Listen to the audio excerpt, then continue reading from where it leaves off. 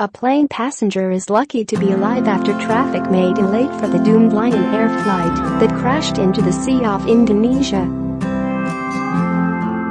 Sony Setiawan, an official in Indonesia's finance ministry, was due to be among the 189 people on board flight JT610 when it took off early from the capital Jakarta on Monday morning.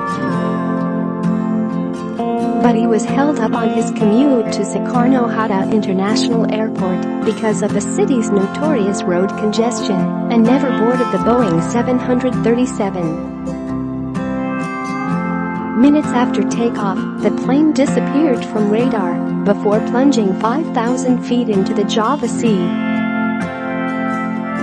Officials do not expect to find any survivors. Setiawan took a later flight to Pangkal Pinang on another airline.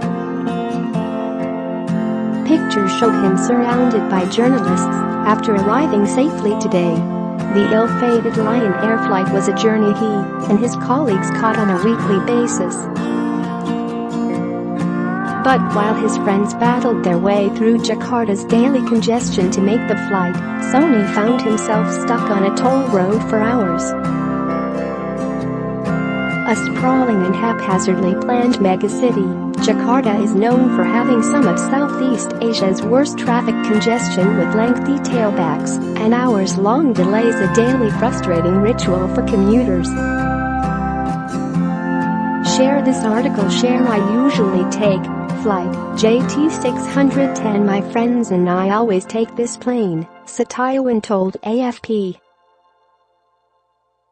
I don't know why the traffic at the toll road was so bad. I usually arrive in Jakarta at 3 a.m., but this morning I arrived at the airport at 6:20 and I missed the flight. But Setiawan said any gratitude he felt was tinged with the knowledge so many people, including 6 of his colleagues, were not so fortunate. The first time I heard, I cried, he said. I know my friends were on that flight. Setiawan, who is from Bandung in West Java, said he managed to catch a second flight to Pangkal Pinang City and only learned of the crash once he landed safely. The call he made to his briefly stricken family was filled with emotion. My family was in shock and my mother cried, but I told them I was safe, so I just have to be grateful, he said. The National Search and Rescue Agency said human remains have been recovered from the crash area. Its director of operations, Bambang Suryoaji, told a news conference the search effort is focusing on finding bodies and survivors are not expected. More than 300 people, including soldiers, police and local fishermen, were involved in the search that has also recovered ID cards, personal belongings and aircraft debris. At least a dozen ambulances were parked at a nearby beach. Indonesia's disaster agency posted photos online of a crushed smartphone, books, bags, and parts of the aircraft fuselage that had been collected by search and rescue vessels. President Joko Widodo ordered the Transport Safety Commission to investigate and urged Indonesians to keep on praying as rescuers search for victims.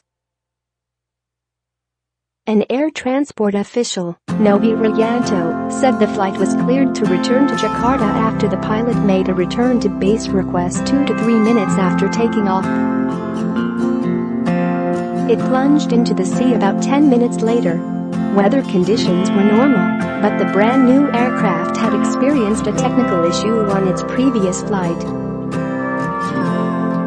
Lion Air said the jet, on a 1 hour and 10-minute flight to Pangkal Pinang on an island chain off Sumatra, was carrying 181 passengers, including 1 child and 2 babies, and 8 crew members. It said there were 2 foreigners on board the plane, its pilot, originally from New Delhi, and an Italian citizen. Distraught friends and relatives prayed and hugged each other as they waited at Pangkal Pinang's airport and at a crisis center set up at Jakarta's airport.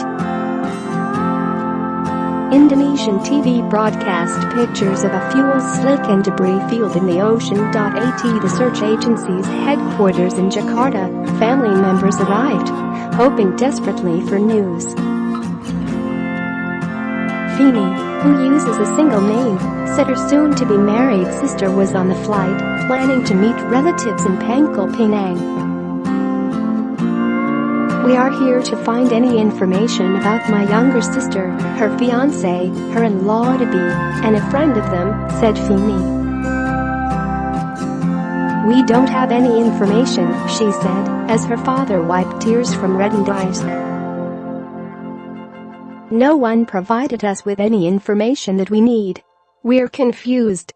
We hope that our family is still alive." Indonesian Finance Minister Sri Mulyani also arrived at the agency and met with its chief, seeking information about 20 ministry staff who were on the flight after attending a ministry event in Jakarta. Photos circulating online showed the distraught minister trying to comfort stunned colleagues. The search and rescue agency said the flight ended in waters off West Java that are 30 to 35 meters, 98 to 115 feet deep.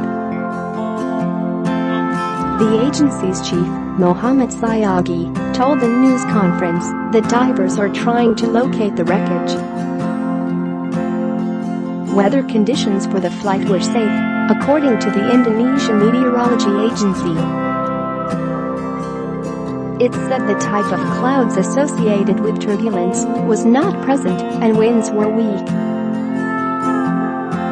The Boeing 737 MAX 8 was delivered to Lion Air in mid-August and put in use within days, according to aviation website FLIGHTRADAR24.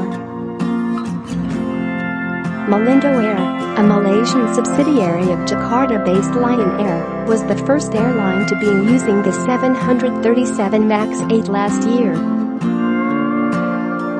The MAX 8 replaced the similar 800 in the Chicago-based plane maker's product line. Lion Air President Director Edward Sirait said the plane had a technical problem on its previous flight from Bali to Jakarta, but it had been fully remedied. He didn't know specifics of the problem when asked in a TV interview. The pilot of Flight 610 had more than 6,000 flying hours, while the co-pilot had more than 5,000 hours, according to the airline. Indeed, there were reports about a technical problem, and the technical problem has been resolved in accordance with the procedures released by the plane manufacturer, he said. "I did not know exactly, but let it be investigated by the authorities." Boeing Company said it was deeply saddened by the crash and was prepared to provide technical assistance to Indonesia's crash probe.